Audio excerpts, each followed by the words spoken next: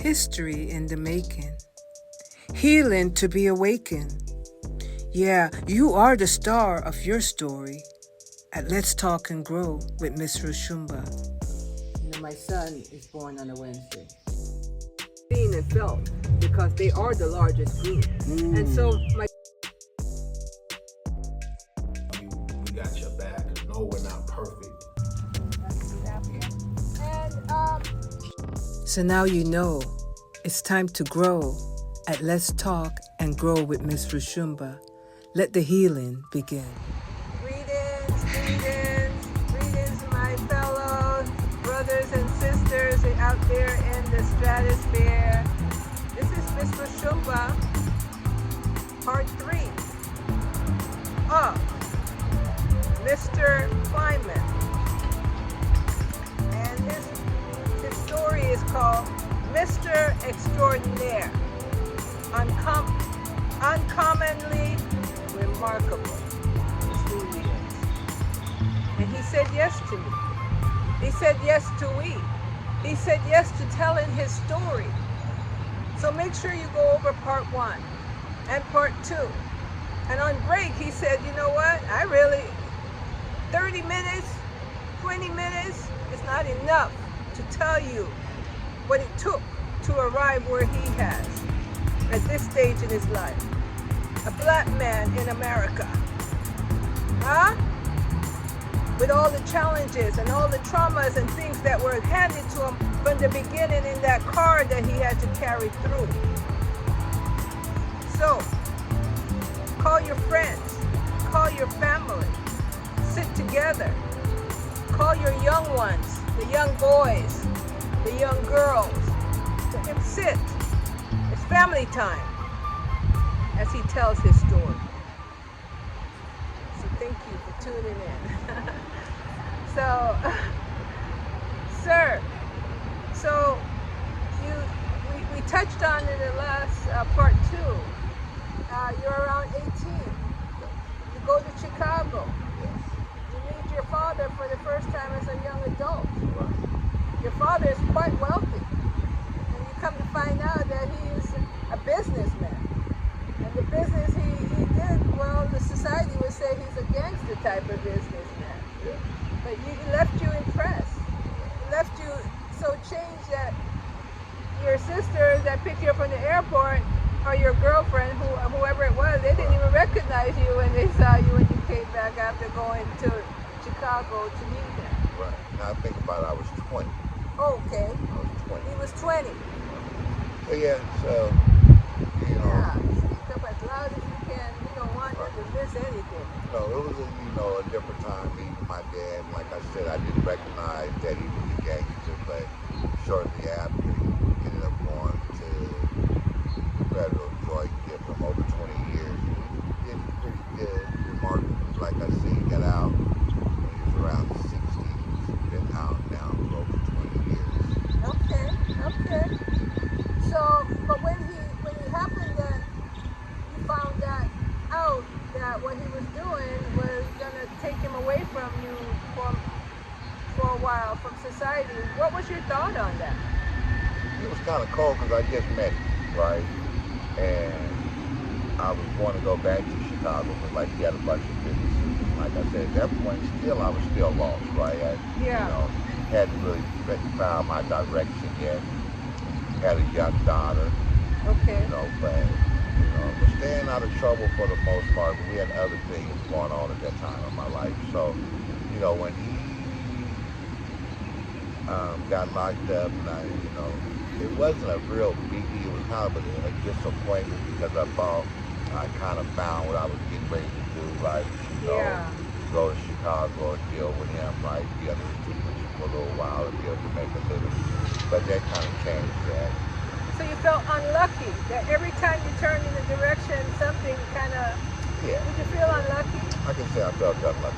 Right? I hadn't understood how good God was yet, right? It takes a while for that to come, right?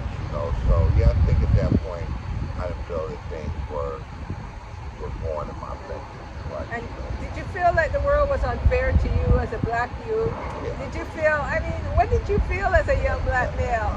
I would say that was the case. I felt that things weren't going to be easy, right? And that it wasn't easy for anyone to live in that jail or penitentiary or whatever was a real possibility. I didn't really see any real positives, right, in life, right? I knew that it existed, Yeah. but I hadn't found that direction to get it all going in a positive direction. So when you say you know that it existed, did it exist for others, or was it because you know it exists for people in your community that look like you, and you just kind of had the, you know, the short end of the stick? I mean, I knew it existed because I seen other people that looked like me living well and doing okay, right? yeah. And it seemed like for me, whatever, right, the light bulb hadn't clicked on or the path had, you know, became clear. Okay.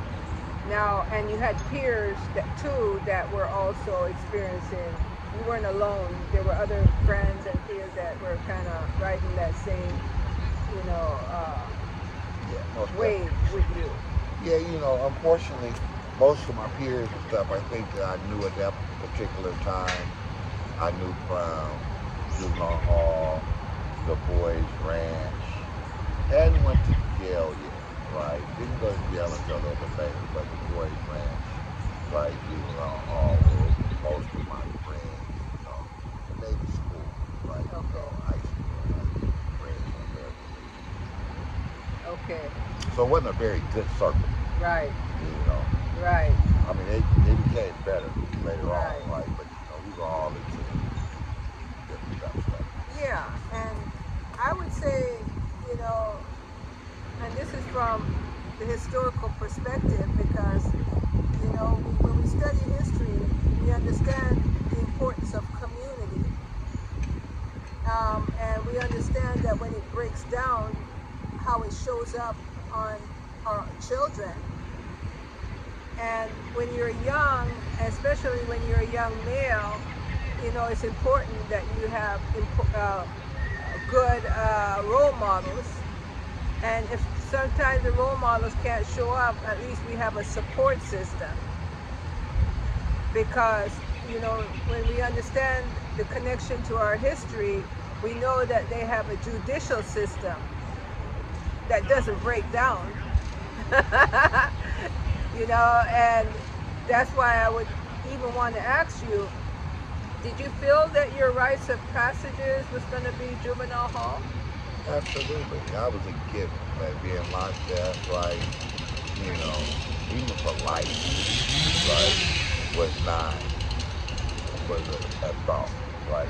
That's how my life could end up just being locked up for life.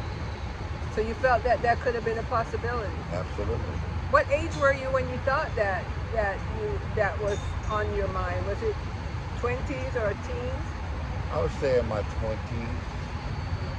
You know, I mean, I remember definitely having that thought, right? And I'd have to say it was in my 20s prior to, between 21, 22, 23, up around there. And what is it that came to you that made you see that? I mean, what was it? Was it the people that you were surrounded with? Was it what you saw on the news? Where was it that you were making you feel like you were heading in this direction? And I'm sure you didn't want to go there.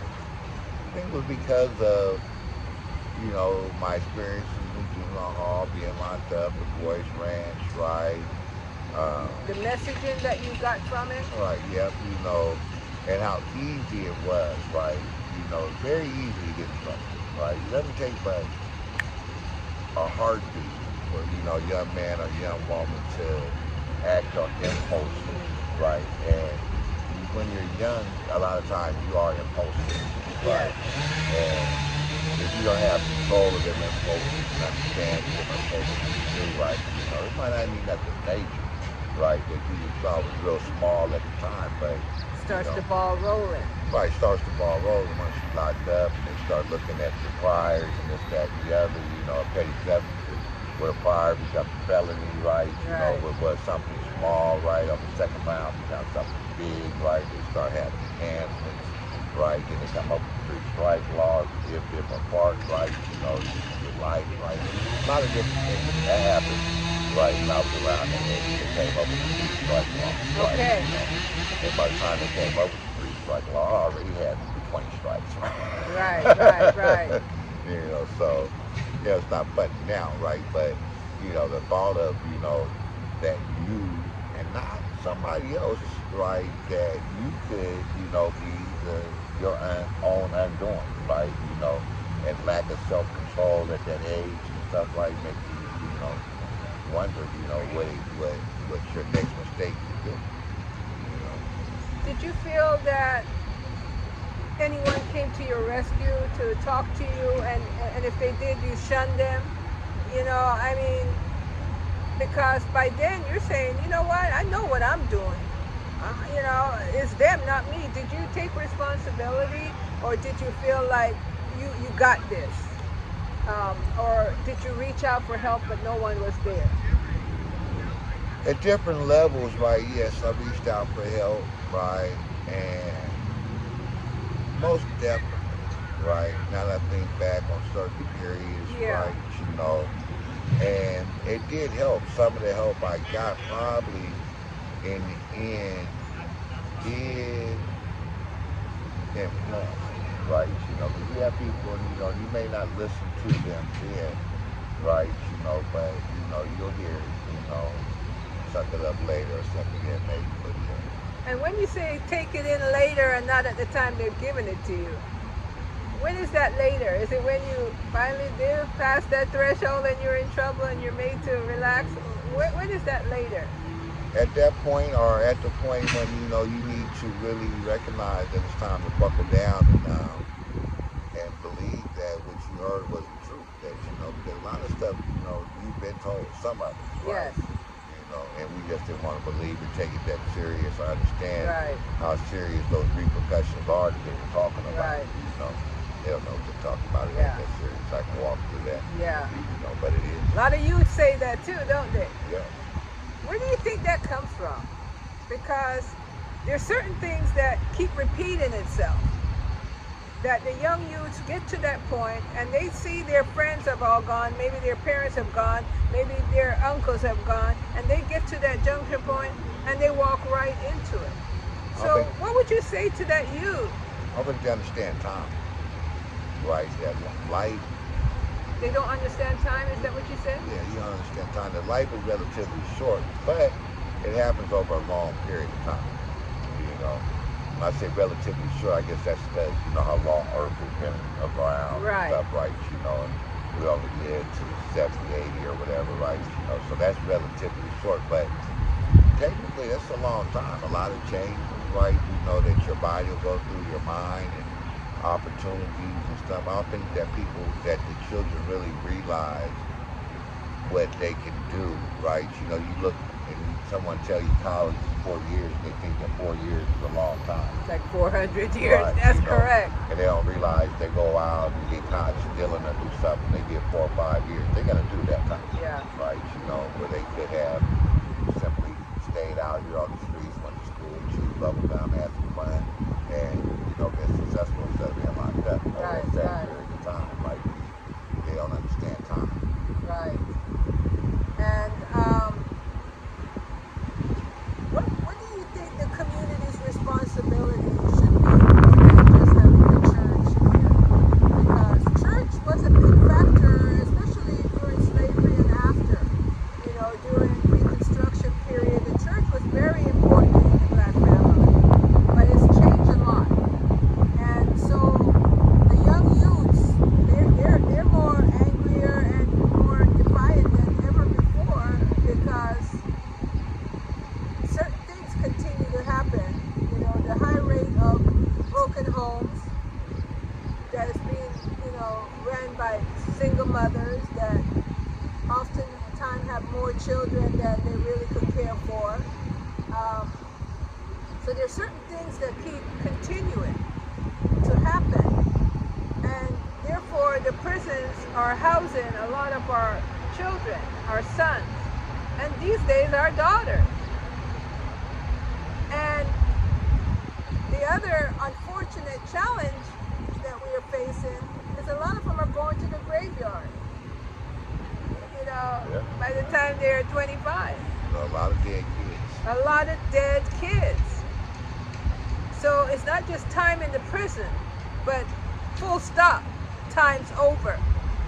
So this is very important what you're doing here. This is what makes you remarkable and extraordinary. You know, what I found out, I used to coach youth football, baseball, but really it was in football, right? I used to tell these kids something that I thought was good. And later on I realized it wasn't. It's not part of us. I used to tell them, you know, as long as your mom and your dad, you know, you tell your mom and your dad what you did to your mom, like, you're probably okay. But for something you gotta hide from your parents, you probably shouldn't do it. Yeah. You know, I'd be like, some parents condone some behavior, Yeah. you know, and that's where a lot of nonsense comes from. You have kids, not kids, well, parents be crazy, right? They raise crazy kids sometimes, you know. So the parents need to talk to. Yeah, parents need to be talked to. See, that's what he's saying. Parents, I hope you're paying attention. Because sometimes we want to blame the children. Because if we don't have the answer and we don't want to even look in the mirror and ask ourselves what we could have done differently, because we all know there's no school anyone goes to learn to be a parent. We oftentimes just try to emulate what we saw in our parents, or leave things out, omit things that, you know, we didn't like ourselves. But one thing that I must remind you all out there, our system remembers what worked and what didn't work on our children and on us. They know that if you're being more successful, how it's going to look. They know if you start to falter and, you know, continue to do what you were told not to do by the system itself or people in your life, what's going to happen. So they've built more prisons, they've privatized them, so that means, you know, they're on the stock exchange. So somebody's getting paid that those beds are being filled. And so therefore, the truth is not going to come in the UPS or FedEx in the mail with gold dripping from it. No, it's going to come from those that have weathered the storm, that feel it necessary to sit and tell you all about it. And because you are young and you can't see the full picture of it, well, Brother Gerald has said today, time goes like that. So if you don't understand it, then you're not shadowing the right elder. And I must say, even the elders, you know, you need a little talk to yourselves. What would you say to the elders? I would say that you're right, first of all, that sometimes we're not following the right elders. Just because they're old and got a little bit of, they appear to have sense or have gained a little bit of material things, don't necessarily mean that they're right. Exactly. That goes back to like the Peter, you know, yeah, he had a lot of material things, but Yeah. it was definitely wrong. He was definitely wrong. Definitely wrong. So, there's this element that we oftentimes don't rely on, and I would say that gut feeling. That gut feeling that says, you know, something ain't right here. That gut feeling that says, I can't hang with this person there. I shouldn't do this. And believe me, there's enough things on TV to let you know what happens to people when they go the wrong way. You may come from a household where mom has checked out mentally because she's carrying a weight too heavy and daddy is independent. or dead or absent altogether. And that becomes your story. I'm talking to you young people, I'm talking to you elders too. But this has been a story of all of us birthed from trauma. Trauma from when? Slavery. Slavery. No other race has experienced what the African Americans have, African people in the Western diaspora. That means America, the West Indies, and South America. Brazil. Brazil, a lot of people don't know this, Mr. Gerald, but Brazil had the largest population of African people went to Brazil. It wasn't America. It wasn't the Caribbean. It was Brazil. 35%. Beautiful people too. Beautiful, yes. But I haven't gone amongst them to see what the effects of the trauma is on them there. Do you travel? Are you a traveler? Have you traveled outside of this country? Only to Mexico. Okay. Okay. Well, you see, that's the beauty of being alive. Alive means that you can go anywhere in this world because the world is for all life beings. One of the most important thing is, and I'm going to ask my guests today, what's your connection to Africa? How do you feel about our story here and our traumas and our experience here? Have you sat back and thought about the connection to the motherland and us? Absolutely. Absolutely not. Can you tell me why? With me, I'm so wrapped up with now. Yes. Right? And making sure my now is good, my kids now, my people right. Yes. That I know that the past influences the future, right? Yes. But I have made a decision to let other people do that, and I gather what I can gather from them, and what I can do of it, and not, spend too much time on the phone. Okay. Well, if I could enlighten you a little bit, the person that you have become today has got to, when you look back, like we're doing today, we went to your past, Right. to your youth. And the effects of that is what molded you to be the man you are today. Absolutely. So we're living at a time in America now that our government has said, take all the books of history of the people of African descent in here in America off the shelves. Right. That's terrible. So it's just another reminder, if they wipe that part out, and if all you could remember is those moments from when you had to overcome something that you didn't know why it came to be, Right. and that something formed who you are today. Would you say that it's important to know history Absolutely. and to know our connection to where it all began, where we were taken from? So, reading is one form of getting it, and traveling is another. And also the ability to meet with people from other places is another example of it. We're back, folks. We're in the park and we're looking around and we see that there's work going on.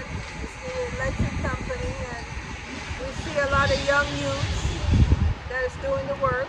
They all look like they're in their 20s and 30s, doing big electrical stuff. But we didn't see not one young black youth working along with them.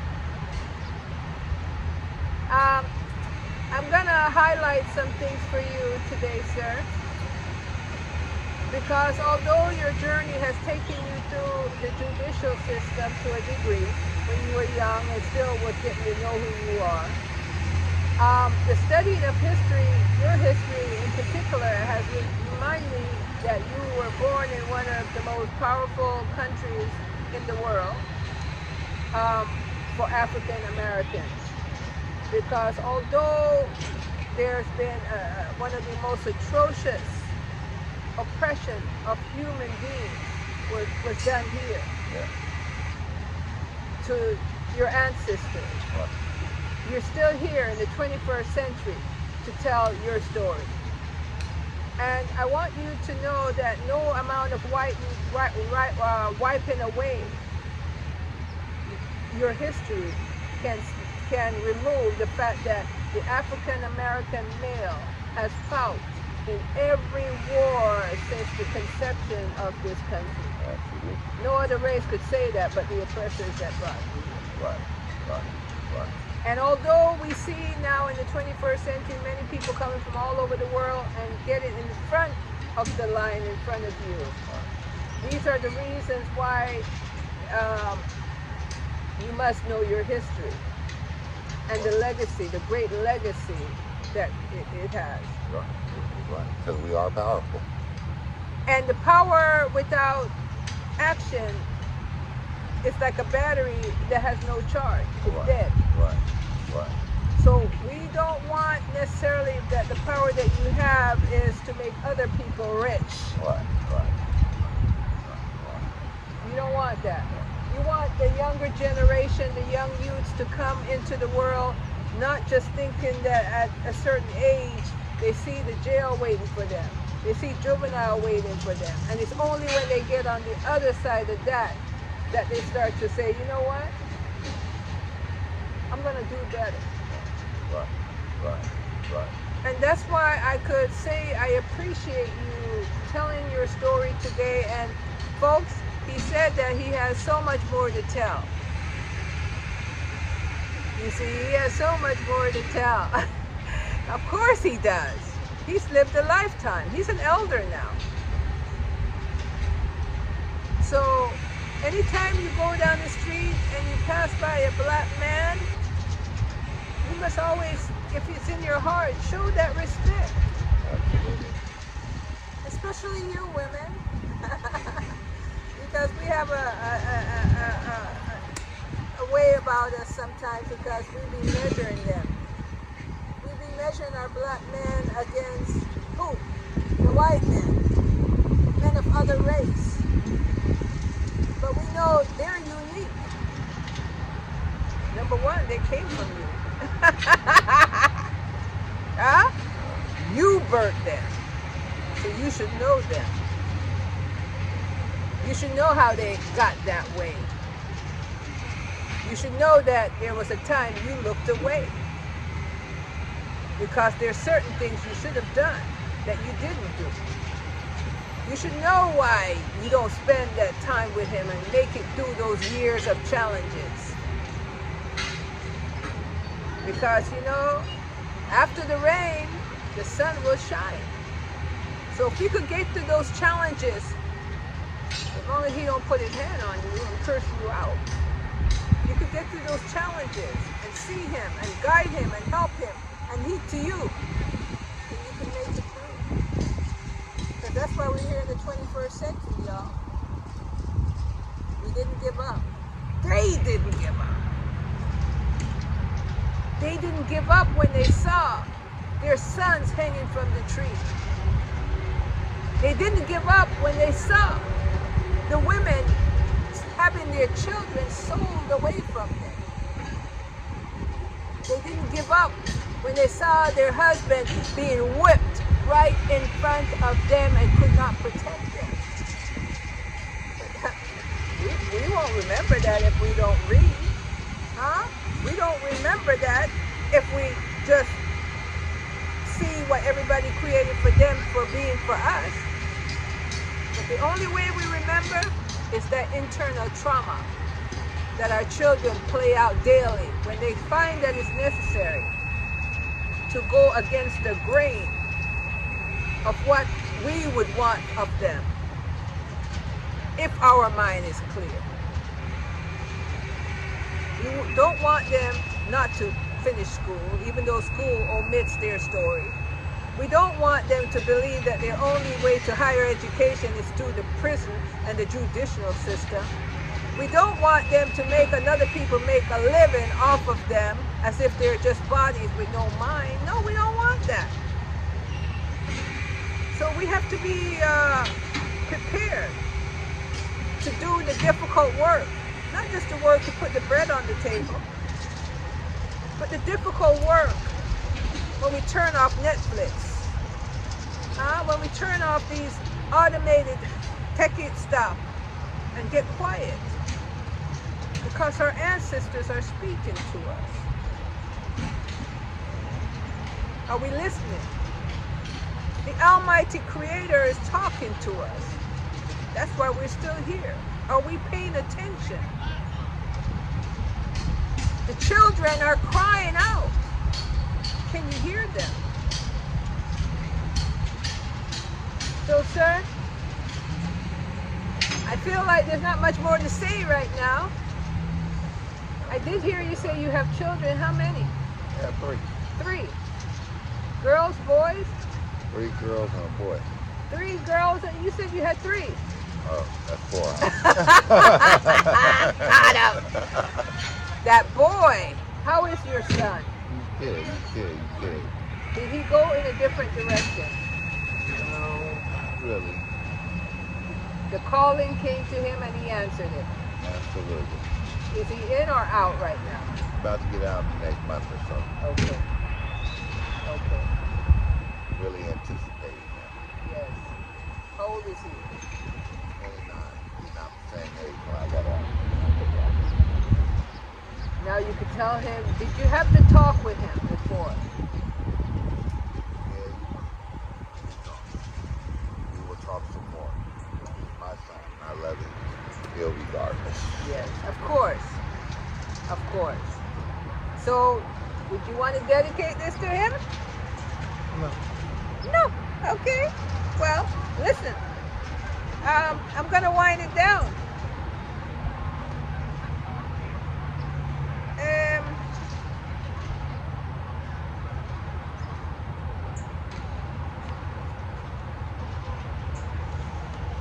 I wanted to ask you this.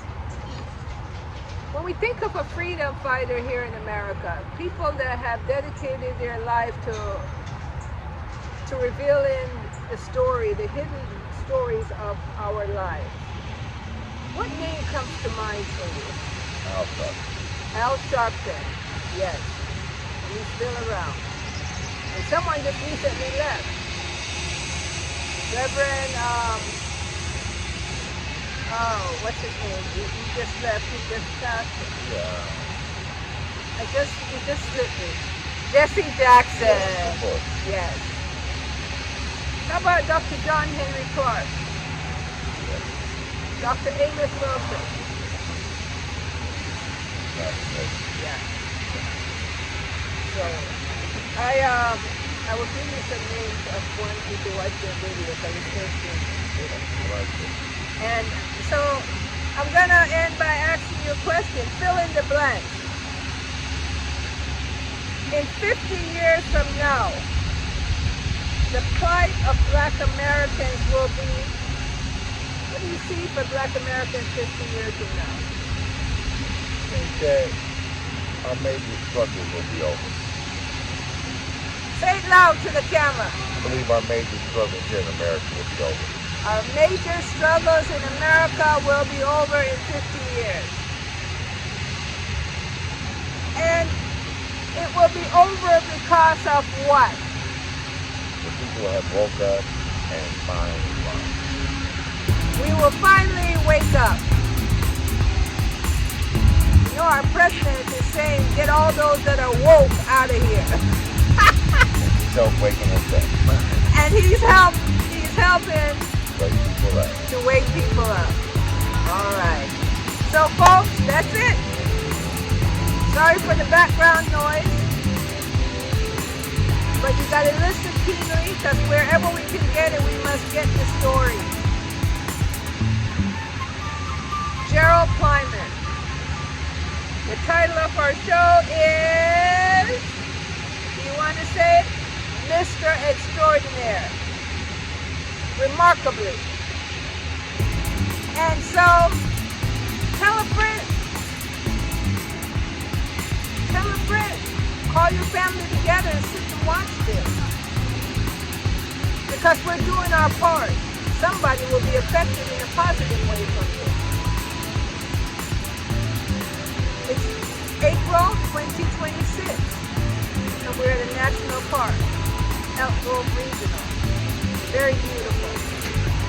And so I thank you all. This is Let's Talk and Grow with Miss Roshumba. And I will continue to do my part. And I ask you to continue watching and leaving a comment.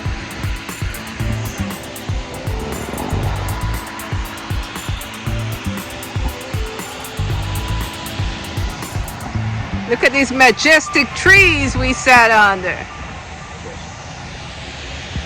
Look at here. Huh? While people are at work, doing the work, we're doing the work right here. And that's the noise we heard. So we thank you. We thank you. Sir, we thank you very much. Thank you. And we'll see you on the other side. So now you know it's time to grow at Let's Talk and Grow with Miss Roshumba. Let the healing begin.